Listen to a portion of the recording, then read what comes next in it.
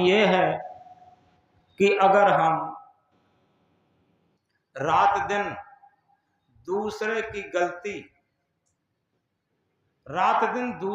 गलतियों का वर्णन करते हैं तो बिना गलती किए 10% गलतियां हमारे अंदर अपने आप आ जाएंगी। और उधर पॉजिटिव थिंकिंग की तरफ चलें। अगर किन्हीं महान सद्गुण संपन्न आदर्श महापुरुषों का वर्णन रात दिन हम करते रहें, उनकी बढ़ाई करते रहें, उनका गुणगान करते रहें, उनके गुणों का वर्णन करते रहें, उनके अंदर अच्छाइयां देखते रहें, तो 10% अच्छाइयां हमारे अंदर अपने आप आ जाएंगी। ये सूत्र है। तो इसलिए इन सब बातों को समझते हुए हम इस बात को गहराई से समझें। इस विशाल संसार में विष अमृत भंडार, इस विशाल संसार में विष अमृत भंडार, गुड़ गिराही को सुधा है बाकी विषय विकार। इस विशाल संसार में विष के भी भंडार हैं और अमृत के भी भंडार हैं। अब ये हमारे ऊपर आधारित है, हमारे ऊपर डिपेंड है कि हम अगर गुण गिराही हैं या अवगुण गिराही हैं। ये समझने की बात है। अगर हम गुण गिराही बनकर के जी रहे हैं तो निश्चित है हमारे अंदर सद्गुणों का भंडार हो जाएगा, मधुमक्खी की तरीके से।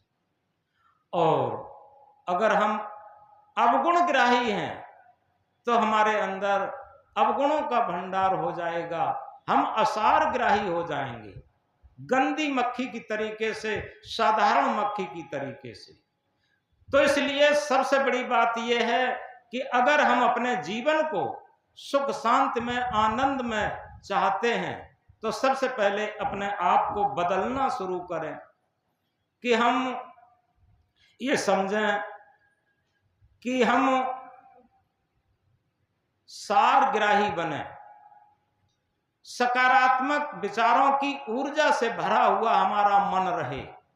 जब सकारात्मक विचारों की ऊर्जा से हमारा मन भरा होगा तो निश्चित है कि हमारे विचार महान होंगे। और जब विचार महान होते हैं, ये कहा है उठता है विचार तो उठता है आदमी, और गिरता है विचार तो गिरता है आदमी। जब जिसके विचार जितने महान होते हैं वो उतना ही महान हो जाता है, और जिसके विचार जितने निम्न स्तर के होते हैं वो उतना ही पतन की तरफ चला जाता है, गहरे में चला जाता। तो हमेशा अपने विचारों को हम महत्व दें और सकारात्मक विचारों की ऊर्जा से हमारा मन भरा हुआ हो, तभी हमारे जीवन की सार्थकता होती और तभी हमारा जीवन भक्ति से ओतप्रोत हो सकता, परहित से ओतप्रोत हो सकता। जिंदगी ऐसी बना जिंदा रहे दिल साध तू, जिंदगी ऐसी बना जिंदा रहे दिल साध तू, और तू न हो दुनिया में फिर भी दुनिया को आए याद तू। हम अपने जीवन को ऐसा बनाएं जिससे कि हम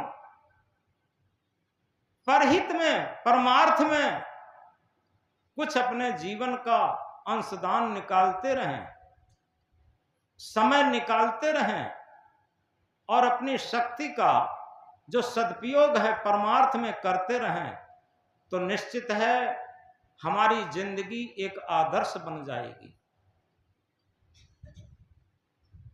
ये कहा है जीना ऐसा जीना हो, जीना कोई तड़पाए तू, मरना ऐसा मरना हो, मरकर फिर ना आए तू।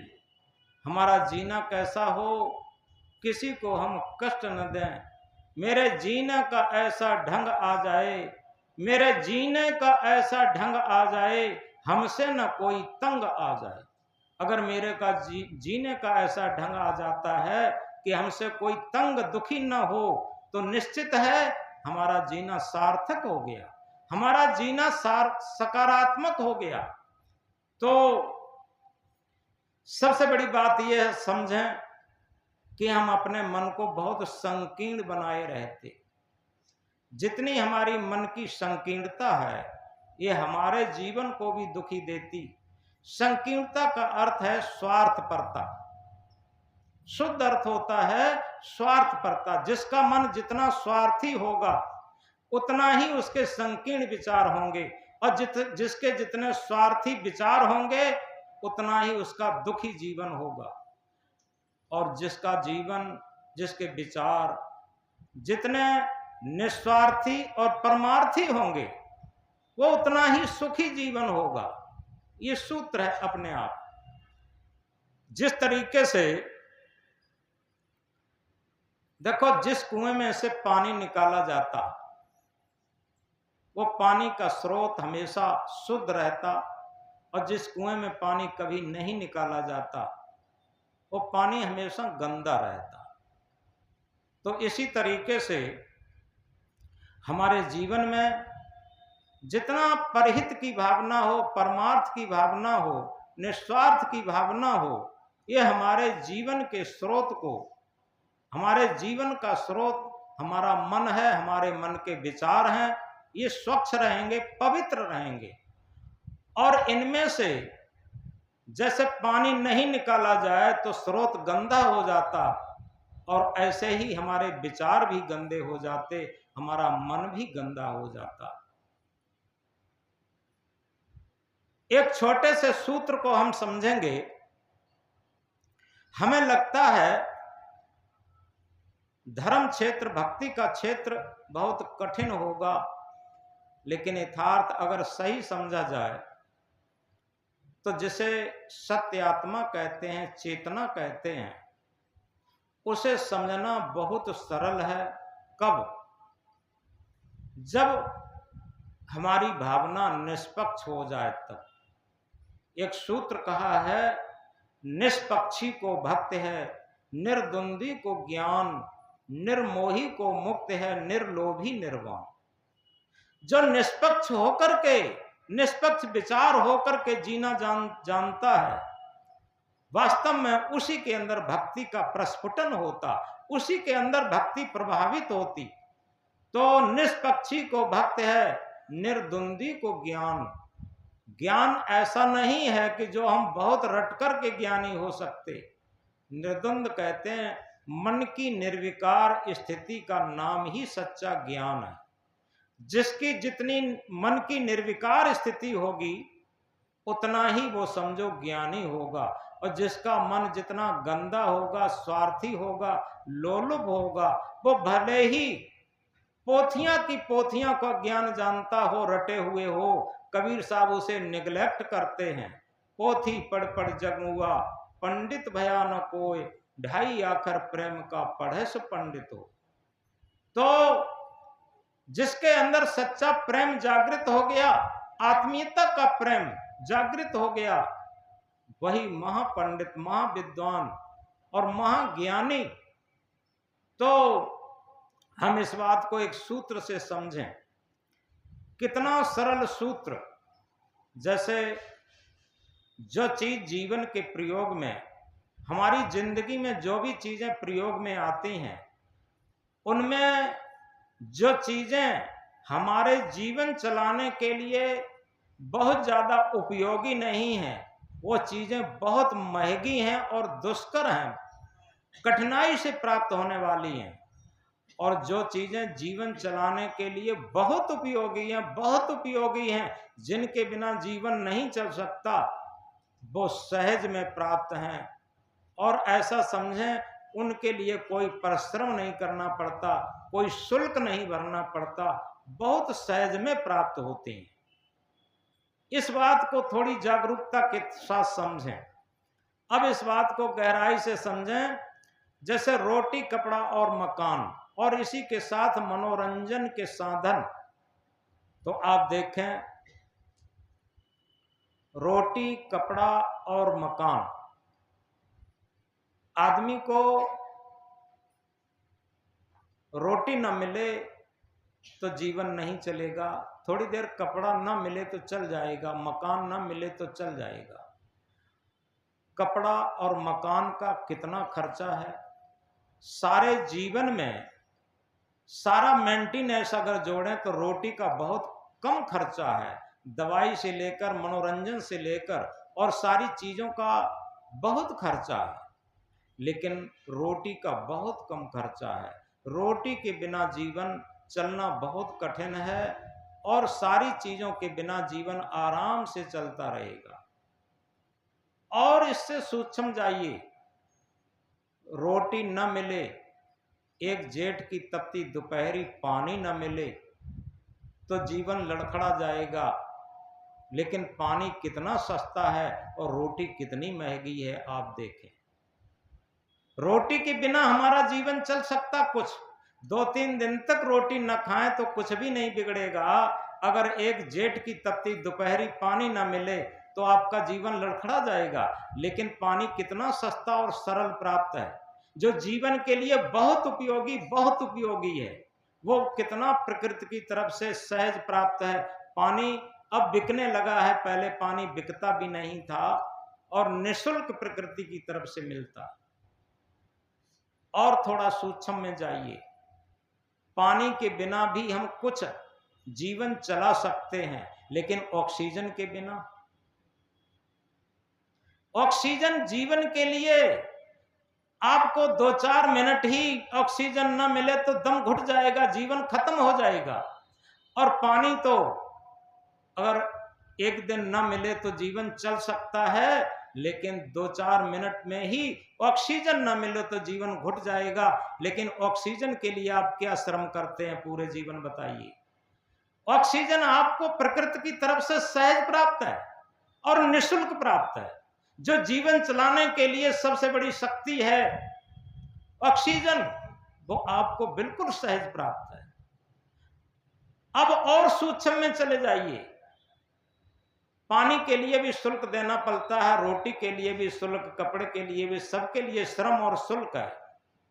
लेकिन ऑक्सीजन के लिए कोई शुल्क नहीं है, लेकिन थोड़ा श्रम करना पड़ता है। थोड़ा गहराई से वैज्ञानिक दृष्टि से समझें। हमारी जो श्वसन क्रिया है, फेफड़ों से लेकर नासिका तक, ये ऑक्सीजन ग्रहण करने के लिए, छोड़ने के लिए हमें एक श्रम करना पड़ता है पूरे जीवन अनवरत रूप से। तो ऑक्सीजन के लिए भी हम श्रम करते हैं और ऑक्सीजन के बिना भी 2-4 मिनट जीवन चला सकते हैं। लेकिन चेतन सत्ता के बिना, आत्म सत्ता के बिना, सत्य सत्ता के बिना, आप बताओ, कल्पना करिए, 1 सेकंड का 1000वां हिस्सा भी जीवन नहीं चल सकता। जिस सत्य सत्ता के बिना 1 सेकंड का 1000वां हिस्सा भी जीवन नहीं चल सकता, आखिर उसका जीवन में हम कितना मूल्य समझते, आप बताएं। जिन चीजों के बिना हमारे जीवन चलने में कोई अड़चन नहीं है, वो न मिले, उनके लिए रात दिन हम दिमाग लगाए हुए हैं, सारा श्रम लगाए हुए हैं और उधर की तरफ केंद्रित हैं। वो चीजें न भी मिले तो जीवन चल जाएगा। लेकिन जिसके बिना 1 सेकंड का 1000वां हिस्सा भी जीवन नहीं चल सकता, वो है सत्य सत्ता, चेतन सत्ता, आत्म सत्ता, ड्राइविंग सत्ता। उस सत्य सत्ता के बिना हमारा जीवन 1 सेकंड भी नहीं चल सकता। लेकिन उसके लिए हम पूरे जीवन क्या करते हैं, बताओ। उसके बारे में हम क्या करते हैं, बताओ। और उसके लिए कितना प्रयास जीवन में करते हैं, बताओ। और कहना चाहिए, सच्चा जीवन वही है, चेतन सत्ता, आत्म सत्ता, जिसके बिना जीवन नहीं चलता। उसके लिए हम समय नहीं देना चाहते। कोई भी समय हमारे पास नहीं है। 24 घंटे का अगर हम अपना टाइम टेबल देखें तो आत्मा के लिए हमारे पास कोई टाइम टेबल नहीं है। सबके लिए टाइम टेबल है। कितने समय पर नाश्ता करते हैं, ब्रेकफास्ट करते हैं, और दोपहर का भोजन करते हैं, शाम का भोजन करते हैं, कितने टाइम हम टेलीविजन देखते हैं, कितने टाइम टहलते हैं, क्या करते हैं। पूरा आप 24 घंटे का अपना टाइम टेबल देखिए। अब विचार करिए आत्मा के लिए आप कौन सा टाइम निकालते हैं पूरे जीवन में? ये एक प्रश्न चिन्ह है। किस बात का? हमारे ऊपर एक प्रश्न चिन्ह है कि हम अपने को बहुत धार्मिक मानते हैं, बहुत योग्य मानते हैं, बहुत भक्त मानते हैं, बहुत ज्ञानी मानते हैं। इस बात को बहुत गहराई से समझें। अगर जिसके बिना जीवन हमारा नहीं चल सकता, उस सत्य आत्मा पर हमारा जीवन टिका है, उसके लिए जब समय नहीं निकाल पाते हैं तो हमारी कैसी योग्यता बताइए। और ये प्रश्न कर दिया, क्या उसे आप जानते हैं? और कंप्यूटर मोबाइल द्वारा हम सारे संसार को जानते हैं, लेकिन किसे नहीं जानते? जिसके बिना, सारे संसार के बिना हमारे जीवन चलने में कोई अड़चन नहीं है। अमेरिका की बात नहीं जानते, इंग्लैंड की बात नहीं जानते, फ्रांस की बात नहीं जानते, तो हमारे जीवन न चलने में क्या परेशानी बताओ। लेकिन अपने आप को हम नहीं जानते और कभी विचार भी नहीं करते कि अपनी आत्मा को जानने के बिना हमारे जीवन में क्या अड़चन है, ये भी नहीं समझते। सारी समस्याओं का समाधान केवल यहीं पर है। आप इस बात को बहुत गहराई से समझ लें। जिस दिन आप अपनी अंतरात्मा के लिए समय निकालना शुरू कर दिए, अंतरात्मा को जानना शुरू कर दिए, अंतरात्मा की आवाज को सुनना शुरू कर दिए और अंतरात्मा की आवाज पर जीवन बिताना शुरू कर दिए, उस दिन संसार की हर समस्या का निदान होना शुरू हो गया, संसार की हर समस्या का समाधान होना शुरू हो गया। हम समझ नहीं पाते। और इसीलिए सदगुरु ने कहा, जानो अपने आप को, खोजो अपने आप, अपने को जाने बिना मिटे नहीं संताप। सबसे बड़ी बात यह है कि हम अपने आप को नहीं जानते।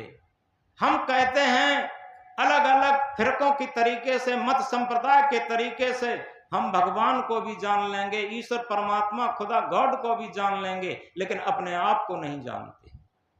और हम ये गारंटी के साथ कहते हैं, जो अपने आप को नहीं जानता वो किसी खुदा ईश्वर भगवान परमात्मा को नहीं जानता। ये सूत्र की बात है। तो इस तथ्य और सत्य को समझने के लिए क्या है कि हम सारग्राही बने। सार क्या है? सार क्या है जीवन में?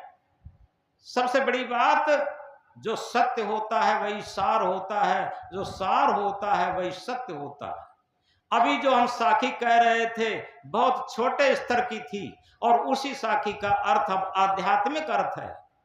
सार सार को गह रहे थोथा दे उड़ा है। थोथा क्या है?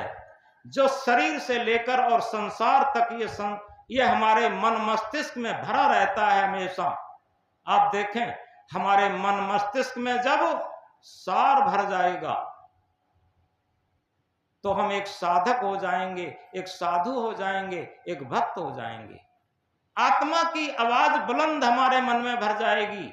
आत्मा का जो सार रूप है, सत्य रूप है, वह हमारे अंदर भर जाएगा तो निश्चित है असार निकल ही जाएगा।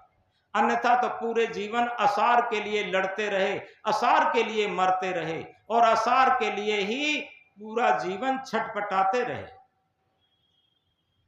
तो इसीलिए सदगुरु कबीर देव कहते हैं, सांच बराबर तप नहीं, झूठ बराबर पाप, जाके हृदय सांच है ताके हृदय आप। उसी साखी से, उसी महामंत्र से ये जोड़ खाता हुआ दूसरा महामंत्र है। क्या? सांच बराबर तप नहीं। ऐसा नहीं, ये कबीर साहब ने ही कहा है। रामायण की बहुत सुंदर चौपाई क्या कहती है? सत्य समान धर्म नहीं दूजा, सत्य समान धर्म नहीं दूजा, जप तप यज्ञ होम नहीं पूजा। आप समझे, रामायण की बहुत सुंदर चौपाई कह रही है, सत्य के समान दुनिया में कोई धर्म नहीं। चाहे जप करें, तप करें, यज्ञ करें, होम करें, पूजा करें, तीर्थ करें, व्रत करें, कुछ भी करें, लेकिन सत्य के समान दुनिया में कोई धर्म नहीं। और उसी को कबीर साहब ने कहा, सांच बराबर तप नहीं, झूठ बराबर पाप, जाके हृदय सांच है ताके हृदय आप थोड़ा गहराई में उतरने का प्रयास करें। जाके हृदय सांच है। हम अभी जिज्ञा से तो सब सत्य कह सकते हैं, सत्य का वर्णन कर सकते हैं, लेकिन जब हृदय से सत्य का वर्णन किया जाए, हृदय का जो वर्णन है वो बाहर प्रकट नहीं होता, वो आचरण में उतरता, वो रहनी गहनी में उतरता। जो हृदय में सत्य का प्रभाव जब हो जाता तो हमारा जीवन ही सत्य रूप हो जाता।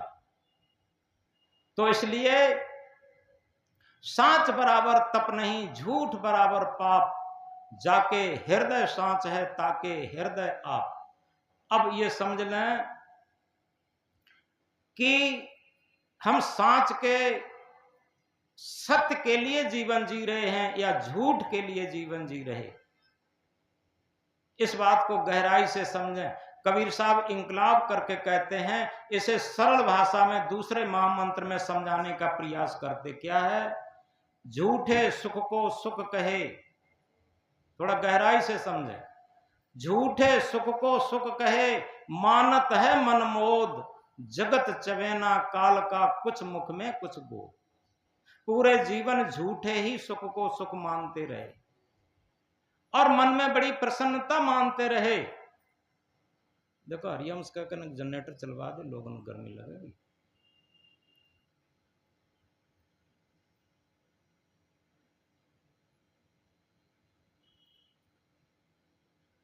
झूठे सुख को सुख कहे, मानत है मनमोद। आप बताएं, थोड़ा गहराई से समझें, एकाग्रता से समझें। किशोरा अवस्था से लेकर, जवानी अवस्था से लेकर, अधेड़ अवस्था से लेकर और बुढ़ापे तक जिस सुख को आपने माना, जिस सुख के लिए बेतहाशा दौड़ते रहे, कोई भी ऐसा स्थायी सुख बता दें जिसके परिणाम में दुख न आया हो। कोई हाथ उठा करके ये बता दें सांसारिक सुख जिसके पीछे दौड़ते रहे और पूरा संसार आल वर्ल्ड दौड़ता है, ऐसा सुख बता दें, ऐसा एक एग्जाम्पल बता दें जिसके परिणाम में दुख न हो। और उसे कबीर साहब इसीलिए झूठा सुख कहते, क्योंकि जिस सुख के परिणाम में दुख हो उसे सुख कैसे कहा जाएगा? उसे तो झूठा सुख कहा जाएगा। तो क्या कहा सदगुरु ने? झूठे सुख को सुख कहे, मानत है मनमोद। सदगुरु आंख में उंगली डाल करके जगाना चाहते। हमारी जो मूढ़ता है, हमारी मोह ममता है, हमारा जो अहंकार है, उसे हटाना चाहते, उसका पर्दा हटाना चाहते। झूठे सुख को सुख कहे, मानत है मनमोद। आगे क्या बताते? जगत चवेना काल का कुछ मुख में कुछ को। ये पूरा संसार काल का चवेना है, कुछ को तो उसने मुख में डाल लिया है, कुछ को डालने की तैयारी में। जिस तरीके से हम लोग जब चवेना चबाते हैं तो कुछ को मुख में डाल लेते हैं, कुछ जेब में रहता या झोली में रहता, ऐसे ही हम लोग एक काल के चवेना मात्र हैं। जिस दिन जन्म हुआ उसी दिन से मृत्यु की यात्रा कर रहे। आप इस बात को गहराई से समझें। लगता क्या है? हर आदमी वर्णन करता है कि हमारा बच्चा बड़ा हो रहा, हम बड़े हो रहे। कहां बड़े हो रहे? जो श्वासें लेकर के आए थे, जो प्रारब्ध की श्वासें जितनी थी, जिस दिन जन्म हुआ उसी में से धीरे धीरे करके हम मृत्यु की यात्रा करना शुरू कर दिए। जन्म ही मृत्यु की यात्रा के लिए ही है। तो जिस दिन जन्म हुआ उसी दिन से मृत्यु की यात्रा कर रहे हैं, और अचानक जब मृत्यु आ जाती है तब लोग कहते हैं, आश्चर्यचकित होते। किसमें? कहते अचानक, वो अचानक आदमी चला। अचानक नहीं चला गया, कोई भी अचानक नहीं चला गया। उसकी प्रारब्ध यात्रा जिस क्षण खत्म हो जाएगी उसी दिन उसका जीवनांत हो जाता।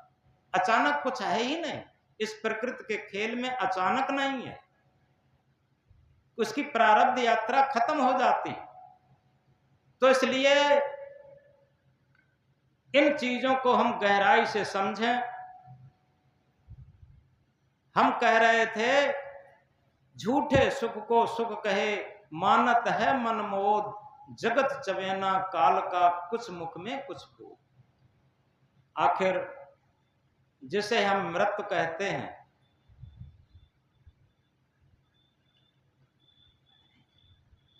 यक्ष ने महाभारत में यक्ष ने युधिष्ठिर से प्रश्न किया था, कई प्रश्न किए थे, उसमें से एक ये मोस्ट इंपोर्टेंट प्रश्न था कि दुनिया में सबसे बड़ा ताज्जुब क्या है। तो युधिष्ठिर ने कहा था दुनिया में सबसे बड़ा ताज्जुब है हमारे आंखों के सामने ही लोग मर मर के जा रहे हैं, लेकिन हमें क्या लगता वो मर गए लेकिन हम नहीं मरे। वो मर गए, मोहल्ले में मर गए, पड़ोस में मर गए, रिश्तेदारी में खत्म हो गए, वो मर गए लेकिन हम नहीं मरेंगे। अपने मन में ये अहंकार रहता है, यही सबसे बड़ा ताज्जुब है। लेकिन जिस दिन हम एक बात को गहराई से समझें, जिस दिन हम अपनी मौत को देखना शुरू कर देंगे, दो ही चीजें हैं, जिस दिन जिसे अपना इष्ट यानी अपनी अंतरात्मा और अपनी मौत दोनों दिखाई देना शुरू कर दें, उसी दिन उसकी आध्यात्मिक यात्रा शुरू हो गई, उसी दिन उसकी भक्ति की यात्रा शुरू हो गई, उसी दिन उसकी मुक्ति कल्याण की यात्रा शुरू हो गई। ये सूत्र की बात है। जब तक हम मौत के दर्शन नहीं करेंगे, मौत के दर्शन जिसने जब प्राप्त किए हैं और तभी से वो आगे निकल गया। आप समझे, देखो सिद्धार्थ 27 वर्ष की भरी जवानी में जब अपना उद्यान घूमने के लिए जाते हैं अपने सारथी के साथ, तो सबसे पहले एक जर्जर अवस्था का बूढ़ा व्यक्ति देखने को मिला। लाठी के बल चल रहा था, सारी पसलियां दिखा रही थी, गाल पिचक गए थे, आंखें धस गई थी। सिद्धार्थ ने सारथी से पूछा, सारथी ये कैसा आदमी? सारथी ने कहा, सरकार ये बूढ़ा व्यक्ति है। क्या मैं भी बूढ़ा हो जाऊंगा? कि हाँ सरकार, आप भी बूढ़े हो जाएंगे, हम भी बूढ़े हो जाएंगे, यशोधरा भी बूढ़ी हो जाएगी, सब बूढ़े। तो सिद्धार्थ ने क्या कहा, उनके अंदर से निकला, सारथी समझ लो आज ही मैं बूढ़ा हो गया। हालांकि शरीर से वो यंग ब्लड थे, 27 वर्ष की भरी जवानी, लेकिन उनका मन एक दार्शनिक बन गया था, एक फिलोसफर बन गया था। उन्होंने कहा समझ लो सारथी आज ही मैं बूढ़ा हो गया। दूसरी बार जब एक शब्द जा रहा था अर्थी पर, लोग दोहरा रहे थे, राम नाम सत्य है, सत्य बोले मुक्त है। यानी जब सत्य आत्मा निकल जाती है तब मुर्दे को सुनाते हैं कि राम नाम सत्य है, सत्य बोले मुक्त है, उस मुर्दे को सुनाते हैं। अरे घर में बैठ के सुनाए होते, जब जवान रहते हैं तब क्या होता, मेड़ काटना सत्य रहता, कम तोलना सत्य रहता, बेईमानी सत्य रहती, रिश्वतबाजी सत्य रहती, घूसखोरी सत्य रहती, और जब मर जाते हैं तो राम नाम सत्य हो जाता। ये कैसे हो जाएगा? पहले तो पूरे जीवन जो सत्य रहा वही तो मरने पर सत्य होगा। तो पूरे जीवन हमने किस तरीके से सत्य माना, मरने मुर्दे के पीछे दोहराने से अब क्या होगा? तो वही मुर्दे के पीछे लोग दोहरा रहे थे। सिद्धार्थ ने पूछा, सारथी आखिर ये लोग क्या लिए जा रहे?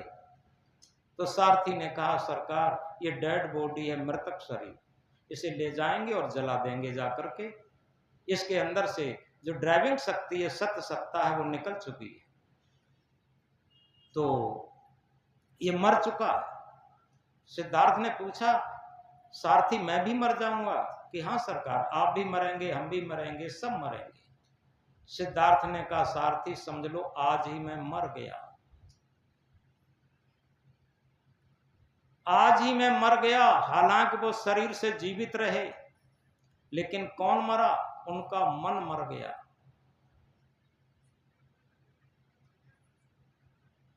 और जिस दिन जिसका मन मर जाता है उसी दिन मौत के दर्शन होते, और जिस दिन मौत के दर्शन होते उसी दिन वो आध्यात्मिक यात्रा शुरू कर देता, भक्ति की यात्रा शुरू कर देता। उन्हें अपनी मौत का दर्शन हो गया। और इसके बाद रथ जब आगे जाता है तो उद्यान में जब रथ पहुंचा तो बगीचे के झुरमुट में पेड़ों के नीचे एक साधक, एक भक्त, एक साधु ध्यान मग्न एकांत में बैठे थे निर्जन स्थल में।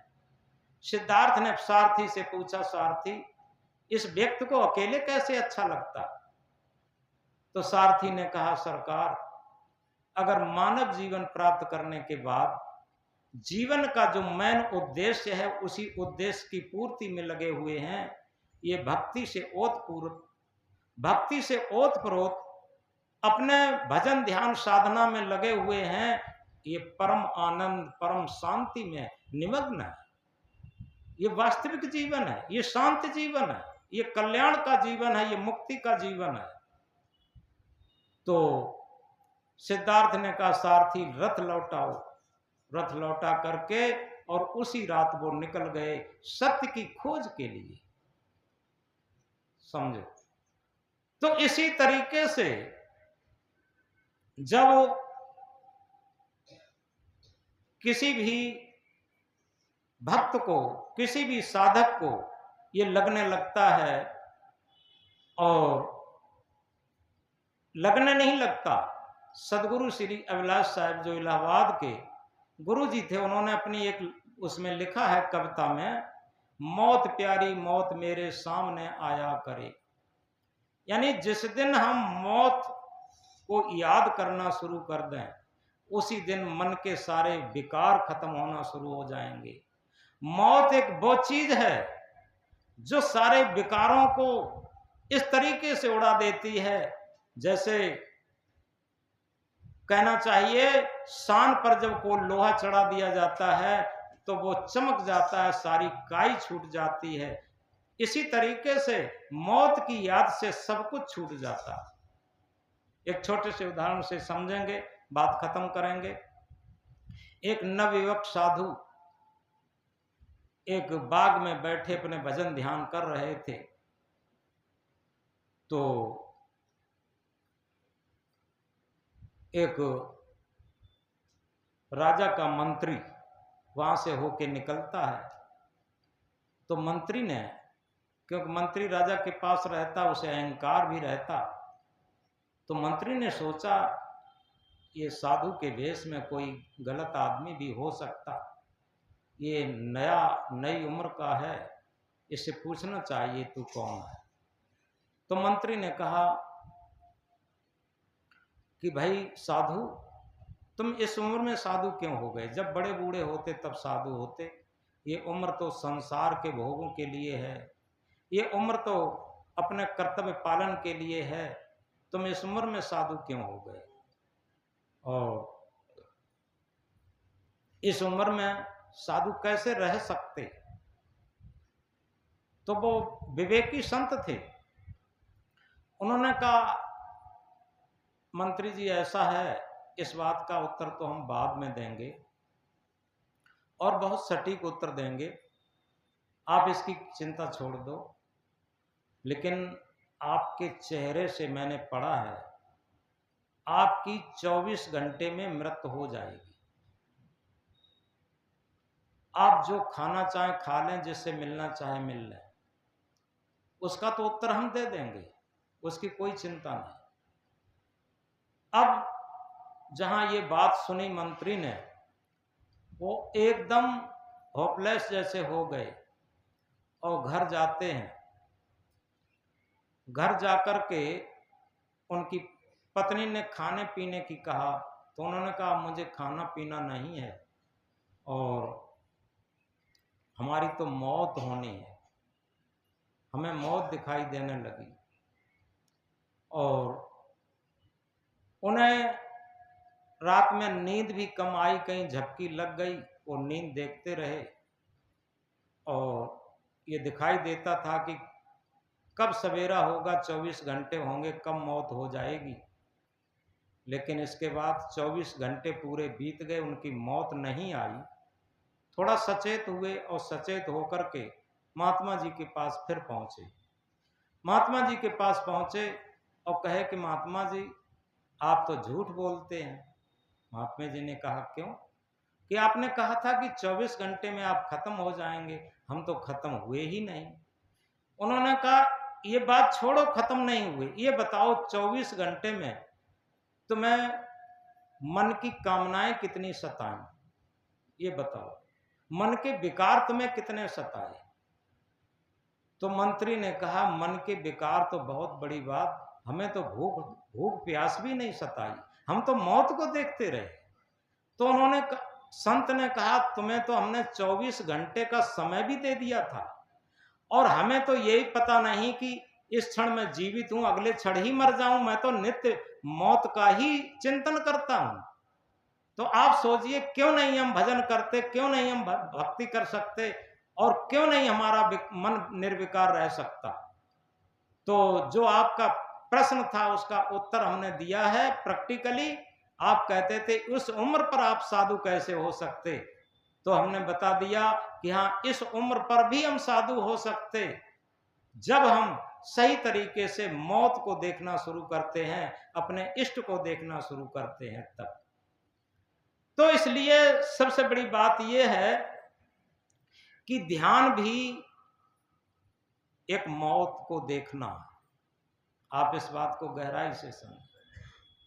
जो ध्यान सिखाया जाता है, जैसे मेडिटेशन अंग्रेजी में कहते हैं, वो क्या है? शरीर और संसार और मन से मर जाना ही तो ध्यान है।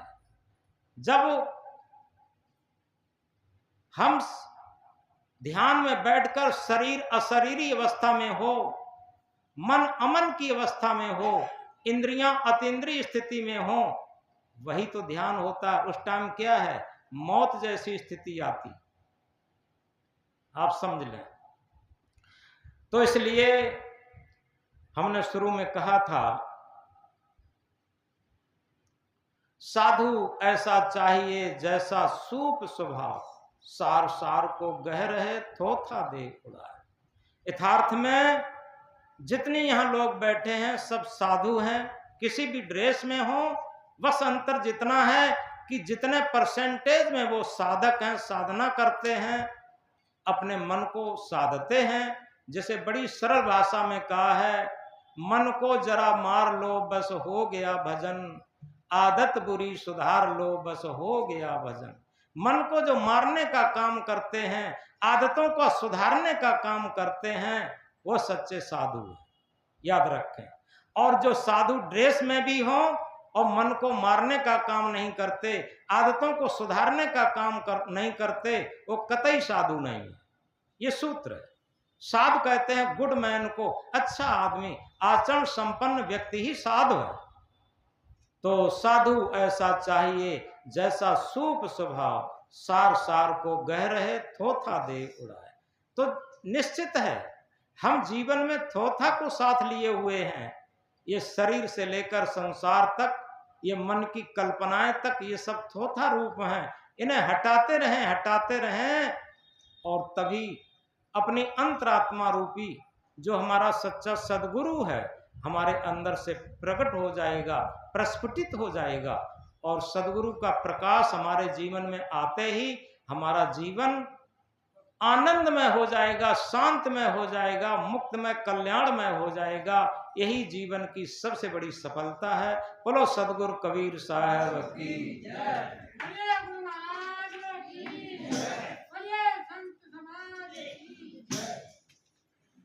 आगे 29 जुलाई को गुरु पूर्णिमा का पर्व भी है और अभी से पंपलेट भी बांटे जाएंगे, जिससे कि लोग कोई इस इतवार को आ जाते हैं, कोई अगले इतवार को आ जाते हैं, कोई आसपास के लोग होते हैं उन्हें भी दे देते हैं। तो पंपलेट भी ले लेंगे और इसी के साथ प्रसाद बटेगा। अगले रविवार को भी सत्संग होगा, सभी लोग आइएगा। बोलो सद्गुरुदेव की जय। जय गुरु शरणम। साहेब जय जय गुरु शरणम।